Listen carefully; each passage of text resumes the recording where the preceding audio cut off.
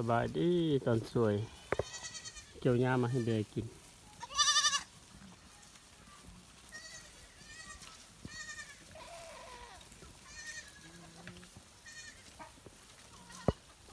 บรรยากาศการเลี้ยงแบะยามแรก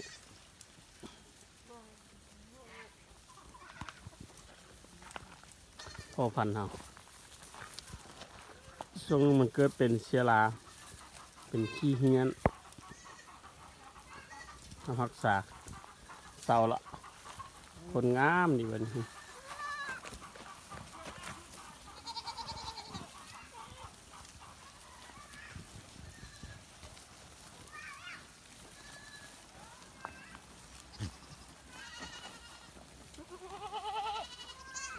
เบิ่งสภาพหญ้าบ่มี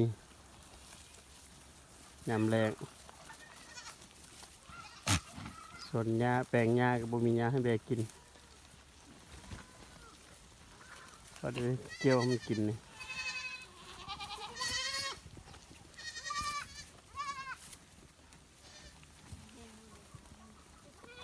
เกี่ยวหญ้ามาให้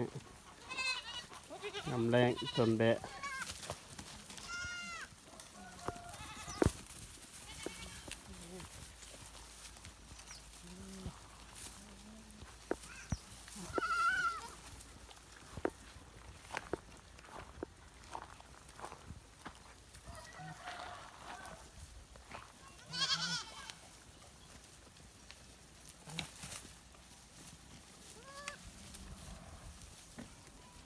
สภาพแบะก็สิประมาณนี้เวลา 11 โมงเกี่ยวหญ้ามาให้กิน2 เป่าเกี่ยวหญ้าธรรมศาสตร์มาให้มัน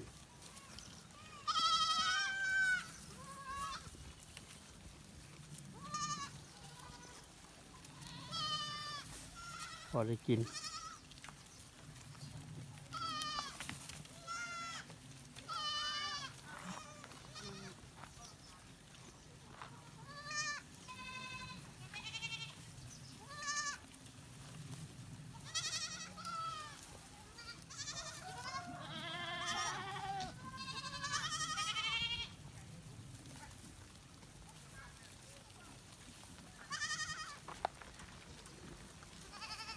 นี่ก็แม่มาน